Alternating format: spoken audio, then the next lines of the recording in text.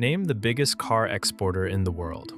If you said Germany, Japan, or the US, you're not just wrong, you're years out of date. It's China, and it didn't creep into first place. It exploded there, from 700,000 cars a year to nearly 6 million in half a decade. But here's what should actually stop you. It isn't winning one market, it's winning almost all of them at once. 85% of Thailand's electric cars, more than half of Russia, 1 in 5 new cars in Australia, all at the same time, on 4 continents, in a window so short that no country ever saw the shape of it. There's one advantage behind it that rivals physically cannot copy, and a hidden crack that could bring it all down. Stay, because both are wilder than you'd think. The thing hiding in plain sight. Here is what makes that number so strange. It was never a secret. The figures were published every single year, right out in the open. China's own customs data said it plainly. The ships were real, nearly 6 million cars worth of them. More than $117 billion of vehicles leaving Chinese ports in a single year. While Japan, the export king for as long as most of us have been alive, quietly slipped to second place. All of it on the record, free for anyone to read. And still, almost nobody could tell you the year it flipped, or how. Because it never flipped in one dramatic instant. It arrived as 1,000 smaller ones, scattered across dozens of countries, each of which only ever felt its own small slice of the whole thing. A good deal on a car here, a new dealership there, a sales chart quietly changing shape somewhere else. I flagged 2 things in the first 30 seconds, and they are the spine of everything that follows, so hold on to them. The first is that advantage China's car makers have that their rivals genuinely cannot copy, no matter how much money they burn trying. It is not the thing most people assume, and I will show you exactly what it is. The second is the crack running through all of it. The reason this whole winning streak may already be cooling in one of China's biggest markets, with an entire country's worth of dealerships shutting their doors. I will pay both of those off before we're done. But first you have to see the pattern itself, because the pattern is the part that is built to hide. If this is the kind of story you want more of, subscribe, because these take real work to piece together. And the part nobody explains properly is coming up right now. The map nobody is holding. Here is why the world missed it. Everyone was staring at one headline. In Europe, the story was tariffs. In the United States, the story was Tesla, and then whether Chinese cars would even be let in at all. In a lot of places, the story was simply cheap Chinese EVs, said with a shrug, as if that were a niche curiosity rather than the leading edge of something enormous. Each of those framings was real. Each of them was also a spotlight, and a spotlight has a cruel property. It shows you one thing brilliantly and blinds you to everything outside the circle. Nobody was holding the map. If you had held the map, you would have seen the same brand names surfacing in Thailand and Chile and Kazakhstan and Australia and Russia inside the same 18 months. Each time reported by local media as a local story about local prices.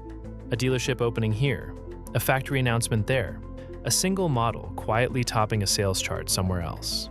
On their own, none of these screamed. Stacked together, they were a takeover. This is the lesson worth burning in, because it is far bigger than cars. Industries are rarely lost in one dramatic battle. There is almost never a single afternoon where a country wakes up and the game is simply over. They are lost quietly, in a lot of places at once, while everyone argues about one front. By the time the loss is obvious enough to reach a front page, it is usually already finished. The drama people expect, the clean before and after moment, is exactly the thing that never comes. And its absence is not proof that nothing is happening. Very often it is proof that something huge is happening in a way that is almost designed to be ignored. Think about how a market actually falls. Not with a bang, with a shrug, a good price, and a test drive on a Saturday. Multiply that by a few million Saturdays across a few dozen countries, and you have rewritten the global auto industry without a single headline big enough to notice. So let us actually hold the map. Let us go country by country and watch the same thing happen over and over. But first, you have to understand why it was even possible, because this was not luck, and it was not one clever car. It was built, deliberately, over 20 years. How the machine got built. Rewind. To understand why Chinese cars are suddenly everywhere, you have to understand a fight that happened inside China first, one that almost no foreign buyer ever saw. For most of the last 2 decades, China poured extraordinary effort into a single bet, that the future of the car was electric, and that whoever controlled the battery would control the car. That was not a marketing slogan. It was industrial strategy backed by staggering scale, and it produced a supply chain that now has no equal on Earth. Today, a single Chinese company, CATL, makes close to 38% of every electric vehicle battery sold anywhere in the world. The second largest battery maker on the planet is BYD, which is also, not by coincidence, a car maker. When your country makes most of the world's batteries, and the battery is the single most expensive part of an electric car, you are not competing on the same field as everyone else. You are the field they are standing on. The scale is hard to picture until you say it plainly. In 2024, China built more than 31 million vehicles. Nearly 13 million of them were new energy vehicles. And inside China, more than 4 in 10 cars sold were already electric or plug-in hybrid. BYD alone sold roughly 4.3 million electrified vehicles that year, comfortably more than Tesla's 1.8 million, which quietly made a company most Westerners had barely heard of the largest maker of electric cars in the world. And BYD is only the most famous name on a very long list. The single biggest exporter of cars out of China has for years not even been BYD. It has been Chery, a brand most people in the West could not pick out of a lineup, which shipped well over 1 million vehicles abroad in 2024 alone, with SAIC, Geely, and Great Wall stacked up close behind. This matters more than it sounds. It means this is not one hero company waving a flag. It is a deep bench, dozens of brands, each one hardened in the same domestic bloodbath, all pushing outward at the same moment. When the West pictures the Chinese threat, it pictures a single rival it can name. The reality is a swarm it cannot, and you cannot fight a swarm the way you fight a rival. You beat one company by outcompeting one company. You do not beat 40 of them at once, when every single one is cheaper than you are. Then came the part outsiders underestimate most. The home market turned brutal. China built so much car-making capacity and spawned so many hungry new brands that its own market became one of the most savagely competitive arenas in the history of the business.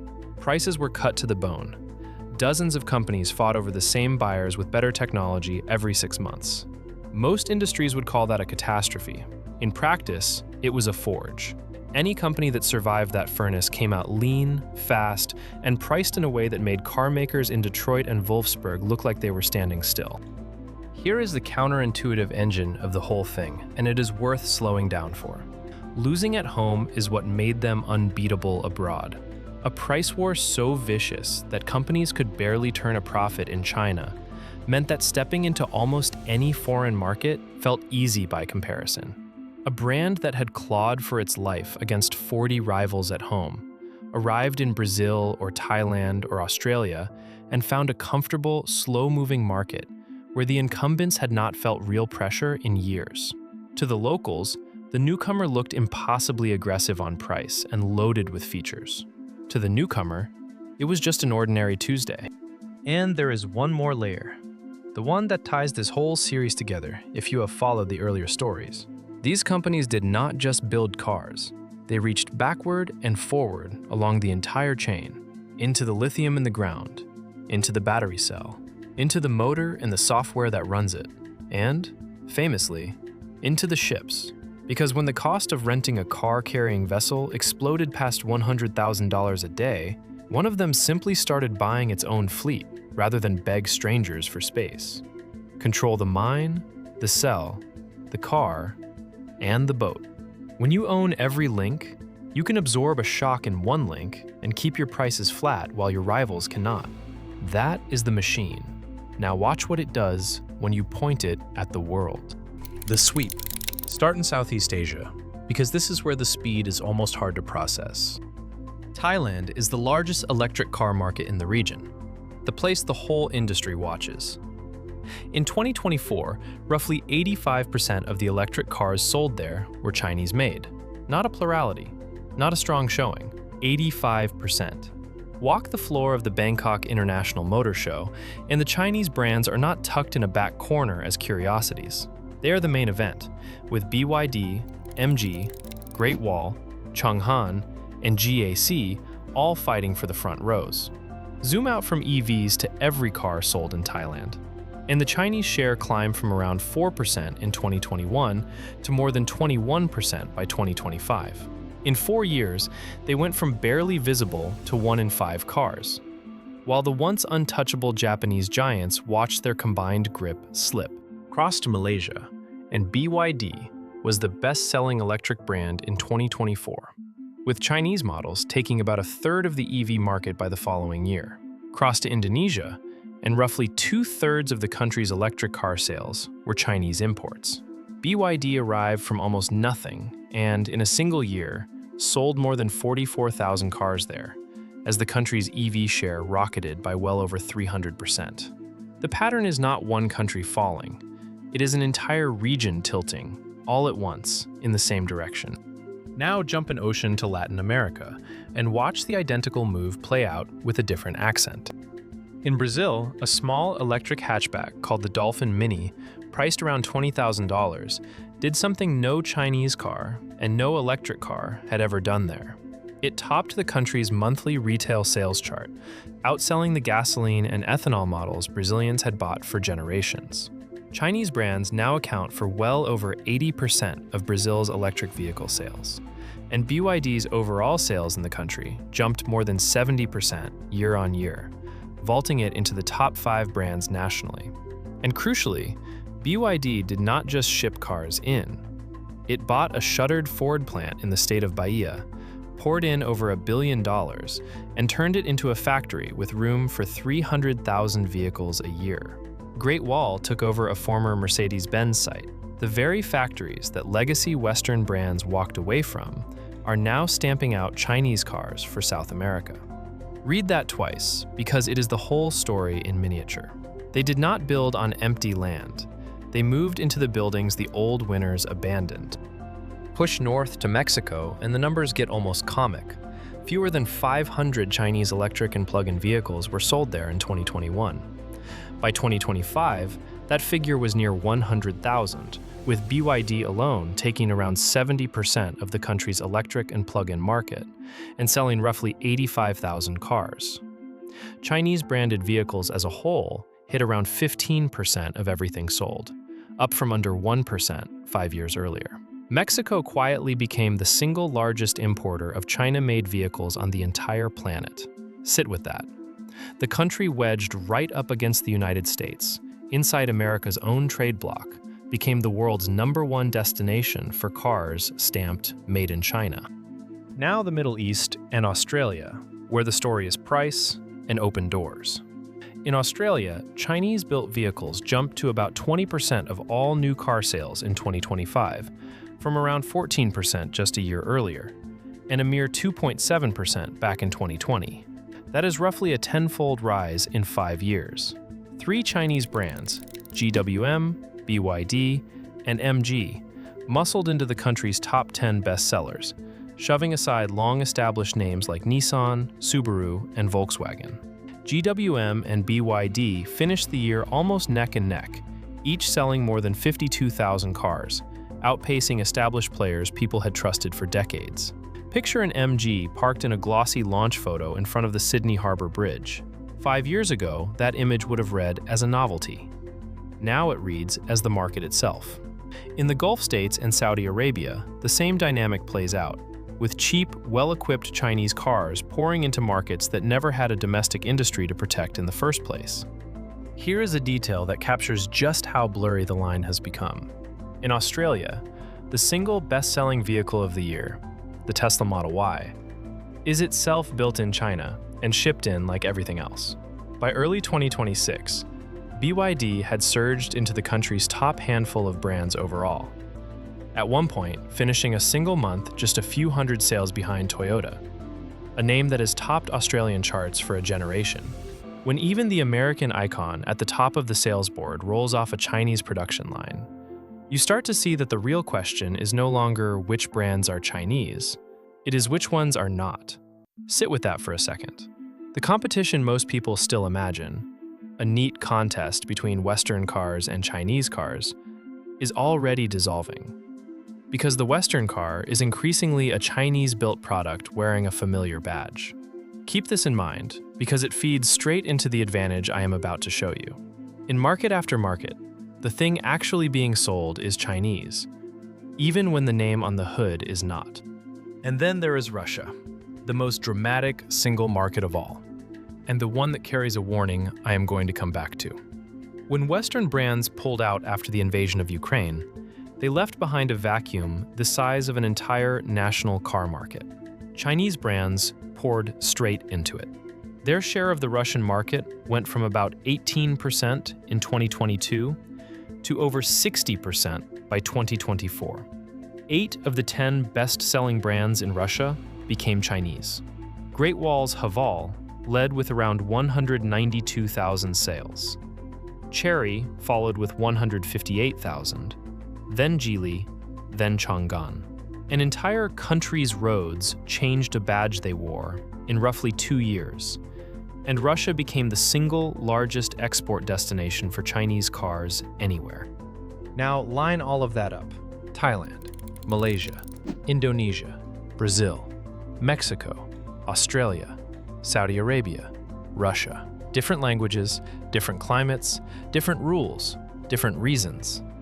Same brands. Same narrow window of time. This is what the title actually means. Not one market, a sweep. And no single country ever saw the whole shape of it, because each of them only lived through its own chapter. The edge they cannot copy. So here is the first thing I promised you at the very top. The advantage rivals cannot simply buy their way around. The lazy explanation is, they're cheap. And yes, they are cheap. But cheap is not an advantage on its own, because anyone can slash a price. A German or Japanese or American car maker can drop a sticker price tomorrow afternoon. The problem is what happens to them the moment they do. They start losing money on every single car because their costs are set by parts and batteries they buy from someone else, at prices they do not control. That is the real edge, and it is a structure, not a discount. When a Chinese car maker like BYD sells you a low-cost electric car, it is very often selling you a battery it made itself, built from raw materials it has a stake in, wrapped in a body from its own plant, shipped to you on a vessel from its own fleet. The low price is not a sacrifice it is choking down. It is the natural output of owning the whole chain. When a Western rival tries to match that price, it is renting most of the car from suppliers, and the biggest supplier of them all, the battery, frequently traces right back to China anyway. So the rival cuts the price and bleeds. The Chinese brand cuts the price and shrugs. This is why the usual weapons keep failing. A price war only hurts the side with the higher costs, and the side with the higher costs is not China. Tariffs can raise the landing price of a car at a border, and I will get to those in a moment, but a tariff does not touch the cost of actually building the thing. And the instant tariffs go up in a given country, the Chinese answer is not to retreat. It is to build a factory inside that country, which is exactly what happened in Brazil and Thailand, turning the tariff wall into a moat that protects them once they are standing on the right side of it. There is a line worth sitting with here. A rented advantage can be taken away. An owned advantage cannot. For 100 years, car makers competed by being cleverer than each other at assembling parts that other people made. China changed the game underneath them by owning the parts themselves. You cannot out-assemble someone who owns the very thing you are assembling. That is the edge. It is not a gimmick, and it is not luck. It is the supply chain itself. And you do not copy a 20-year head start on a supply chain in a product cycle or two. On top of it all, they are still innovating on the hardest part. Chinese battery makers are now demonstrating packs that recover hundreds of kilometers of range in around 5 minutes of charging, closing the last practical gap that ever made a buyer hesitate. Hold on to all of that, because it makes the story sound completely unstoppable. And that is exactly the moment to talk about the crack, the catch. Because here is the second thing I promised you. The winning streak has a real weakness, and it is already showing. Go back to Russia, the most spectacular conquest of the lot. Over 60% of the market in 2024. It looked like total, permanent victory. Then look at what happened next. Through 2025, that share began sliding, dropping back under 50% for the first time in more than 2 years. More than 600 Chinese brand dealerships closed their doors in Russia in a single year, more than triple the number that shut just 2 years earlier. The overall market shrank by around 16%. High interest rates, a saturated field, buyers stretched thin, rising costs on every side. It turns out that flooding into a vacuum left by departing rivals is a brilliant way to win fast, and a fragile way to win for keeps. The vacuum was a one-time gift. Once it was filled, the easy growth was gone, and the genuinely hard part, actually holding a market through a downturn, began. Russia is the warning label stuck to the whole strategy. A lot of these wins were captured in markets that were unusually open, unusually cheap to enter, or unusually short of competition. That is the low-hanging fruit. Fruit runs out. Then there is the wall. The richest markets in the world are not rolling out a welcome mat. The United States slaps tariffs of up to 100% on Chinese electric vehicles, which effectively bolts the door shut. The European Union added duties of up to roughly 35% on top of its existing tariff, aimed squarely at Chinese EVs. And it is telling that even in Southeast Asia, where China dominates, several countries are letting their temporary tax breaks on imported EVs expire specifically to push production onshore. Mexico, under heavy pressure from its northern neighbor, raised its tariff on cars from countries without a trade deal from 20% to a punishing 50%, taking effect in early 2026. Biden responded by canceling a planned Mexican plant altogether, citing the trade risk of running a China-based EV factory inside America's backyard. Brazil is lifting its own import tax toward 35%. One by one, the biggest and most profitable doors are being pulled shut, or fitted with a toll high enough to change the entire calculation. And the walls are not only built from tariffs, they are built from factories too. The same European and American makers who were caught flat-footed are now racing out their own cheaper electric models, some of them in partnership with the very Chinese firms that beat them. Even China's exporters are opening plants in Hungary, Brazil, and Thailand, which quietly converts a slice of what used to be exports into local production that never crosses an ocean at all. There is a real scenario here, and analysts have started floating it openly, in which too many ships and too many factories end up chasing too few buyers by the back half of the decade, and the very export boom that built this entire story cools into a glut. Success, taken far enough, can quietly undo the conditions that made it possible. And there is a quieter problem underneath all of it: too many cars. The same brutal overcapacity that forged these companies at home is also a weight hanging around their neck. A price war that never really ends eats into profit everywhere it goes. Winning market share is not the same thing as making money, and a strategy built on selling enormous volume at razor-thin margins is exactly the kind of strategy a couple of governments can throttle with the stroke of a pen, or that a single global slowdown can flip from triumph into a dockyard full of unsold metal. Regulators are even scrutinizing whether some of that volume is real, after reports that certain exporters registered brand new cars as used to move them out the door faster and cheaper. So the honest picture is not a clean, frictionless sweep. It is a genuine, historic surge that is now running headlong into rising walls in the places where the real money lives, and cooling in at least one of the places where it won fastest of all. Both of those things are true at the same moment. That tension is the actual story, and it is far more interesting than either the cheerleading or the panic. What this actually means. Step back from cars for a second, because this was never really only about cars. For most of the last 40 years, the smart way to run a company was to specialize. Do the one thing you are best at, and buy everything else from whoever does it cheaper. Do not own the mine. Do not own the factory that makes your chips. Do not own the ships. Rent all of it. Stay light, stay flexible. For a long stretch, that was not just common sense, it was correct, because the things you chose not to own were always there when you reached for them, at a price you could predict a year in advance. The last few years have quietly demolished that assumption. Chips vanished off the shelf. Shipping costs exploded overnight. Trade routes got rerouted around entire continents. Tariffs appeared one week and disappeared the next. In a world like that, the company that owns its own supply chain is not old-fashioned. It is armored. What looked like clumsy, expensive inefficiency turns out to be insurance you cannot buy after the fire has already started. You can watch the two philosophies collide in real time. A traditional automaker, staring at a cheaper Chinese rival, holds a crisis meeting and calls its battery supplier, only to discover it cannot really move its own costs because it does not own them. A Chinese automaker, facing the exact same pressure, simply adjusts a number inside a company it already controls end to end. One of them is negotiating, the other is deciding. That gap, negotiating versus deciding, is the whole difference between reacting to the world and setting the terms other people have to react to. It is the quiet reason a company in Shenzhen can shrug off a shock that sends a boardroom in Stuttgart into a tailspin, and it compounds a little further with every year that passes. That is the real shift. And cars are simply where you can see it most clearly, because a car is a machine made of everything: metal, chemistry, software, and the ships to move it across an ocean.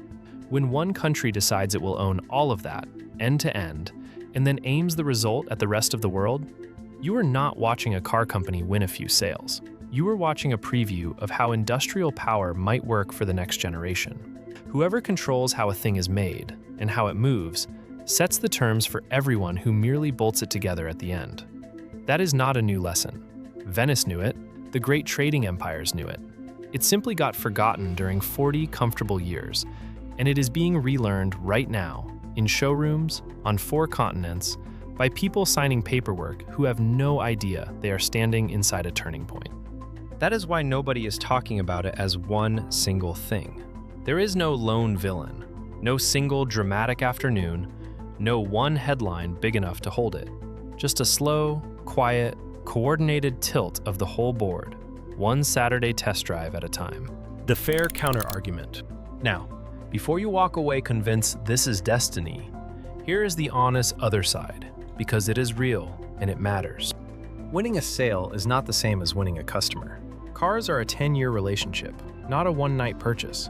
People need service networks, spare parts, dependable resale value, and the quiet confidence that the brand will still exist and still support the car a decade from now. That trust takes years to earn and cannot be bought with a low sticker price. In Australia, where people keep a car for more than 10 years on average, industry groups are already warning that long-term support matters every bit as much as the flashy launch. A cheap car that cannot be serviced in year 7 is not a bargain. It is a trap. And buyers eventually learn that. Tariffs and local factories can genuinely blunt the wave, too. Every plant that opens in Brazil or Thailand is also a hedge that could go badly wrong if demand softens. A mountain of fixed cost that does not vanish when a market cools. And the very overcapacity that makes these cars so irresistibly cheap could just as easily turn on its makers. A glut is a weapon on the way up and a liability on the way down. If too many cars end up chasing too few buyers, today's unstoppable exporter becomes tomorrow's fire sale, and the cautious companies that never bet the whole farm suddenly look like the clever ones. None of that erases what has happened, but it does mean the smart question is not whether China can win a market. It plainly can, and it has, over and over. The real question is whether it can hold a market once the novelty fades, the walls rise, and the easy vacuums are all filled. That part is genuinely unwritten. So here is the whole thing in a single breath. A country spent 20 years quietly buying up the batteries, the supply chains, and the ships, forged its car makers in the most vicious price war on earth, and then set them loose on every market it was allowed into, all at the same time, so that no single country ever saw the full shape of what was happening to it. And that is the answer to the question in the title. The reason nobody is talking about China winning nearly every car market at once is that there was never one moment to point at. It did not happen in a boardroom in Detroit or on a stage in Munich. It happened in 100 quiet showrooms in Bangkok and Sao Paulo and Sydney, and a Russian city you have never heard of, while everyone with a spotlight kept it aimed at the wrong door. Nothing broke. No alarm ever went off. And that is exactly why it slipped right past you. So here is my question for the comments. and I read every one. Is this an unstoppable machine that has already redrawn the map for good? Or a bubble, propped up by cheap money and open doors, that is quietly starting to leak at the seams? Tell me where you land. And if this made you see the whole story differently, hit like and subscribe, because the next one goes even deeper.